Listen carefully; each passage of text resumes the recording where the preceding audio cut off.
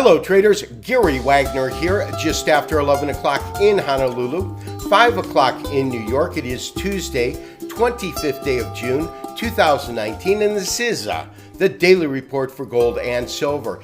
Interesting day in the precious metals markets, definitely a mixed bag in terms of closes. And an interesting aspect to today's trading is the exaggerated high that we saw gold reach when it traded to a high today of $1,442.90 before comments by Fed Chairman Jerome Powell pushed that market back down. It did close higher, by the way, up about $8.50. But the interesting thing is the type of candlestick that came out of that. And we will talk about that as we pull up our charts and actually take a look at that activity. But first, let's take a look at current pricing. Traders, as you can see, gold did finish higher on the day, substantially higher or moderately higher, up $8.50 at $1,426.70. As we said, we had an exaggerated high of $42.90. The low that came in was $14.15, so we had a pretty sizable range on the day, and you'll see that it formed a very interesting candle because there's such a small differential between the open and closing price. That, of course, creates a doji. Now, other metals today closed lower. Actually, across the board, gold was the only one that did close higher. Silver lost about 3 cents at $15.35. Platinum took a $2.10 hit in trading today, $809.60. And finally, palladium losing about 0.5%, $7.50 at $1,521 per ounce.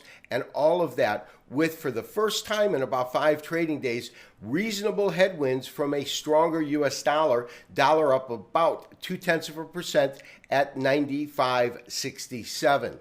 Let's take a look at our charts. Traders, an extremely interesting day with multiple elements leading me to different conclusions in terms of raising a stop, whether or not we are looking at the real potential for this market to take a pause, a breather, and then correct, or if this is simply a consolidation area. We're looking at a daily candlestick chart, and on this candlestick chart, in essence, I have a fib extension. The extension that we're looking at starts at 1166, goes up to the high, the former high, at approximately 1350, and then the extension itself begins at the series of bottoms that come in roughly at 1267. Now, what is interesting is a one-to-one relationship between this long, exaggerated rally that took gold prices substantially higher. A one-to-one relationship takes us to 1449.50, and by labeling this as a third wave, we know that the fifth wave can equal the third wave by virtue of the 3 rules of Elliott wave. It cannot be the longest, meaning 5 can't be the longest, 3 must not be the shortest. And so for that reason, if that holds in this particular case, we are getting very, very close to a potential top, because as you can see, the Elliott wave count puts the conclusion of the fifth wave up at around $1,450 per ounce. Secondly, we have this candlestick that formed today with a very, very small body. That, of course, is a doji, but it closed up $8.50 when compared to the prior day close. Nonetheless, it is in a star position. And as I talked about in our opening letter or the recap, if tomorrow we had a lower close than the open, that would create a red candle with a lower low and a lower high. That would create a three-river evening star, which does indicate a higher probability that we're looking at a pause in this current rally. And that would also tell us that we might go into an ABC type correction. However, there are other things that negate those observations. And what I'm talking about is the fact that when we look closely at the most recent action in these candlesticks, and I'm talking about Fridays in particular, and that is this candlestick here. It's very doji-esque, let's say. The body is relatively small compared to the range, but it's a little bit bigger than your typical doji. Also, it did not fall in the star position. You do have the doji here in the star position in that the real body today was completely above the real body of Monday's candle.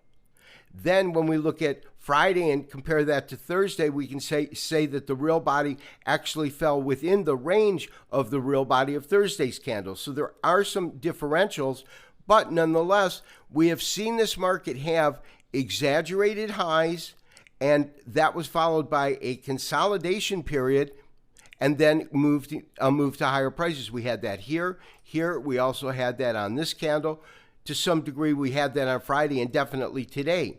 So my consideration as I looked at the market today was whether or not to move up stops, and if we were to move them up, where would we put them where we effectively maintain the opportunity should the market continue to move higher? Because traders, I adamantly believe that we will see the beginning of a correction based upon a shift in fundamentals and not on technical indicators. So to that extent, I looked at various price points. Currently, we have a stop at $13.97.13, just below $1,400 per ounce. So let's say that that is right about here.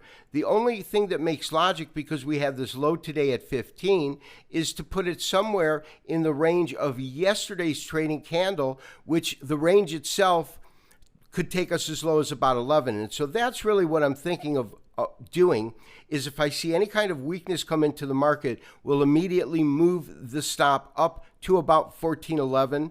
Right now, I'm just going to keep it where it is because I want to have the room for this market to have these extended ranges, and if it continues to move higher, to continue to capitalize on it. Nonetheless, we're going to capture a good profit out of this trade regardless of how high it goes or when we get out of it.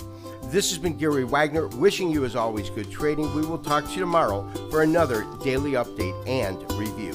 Bye-bye.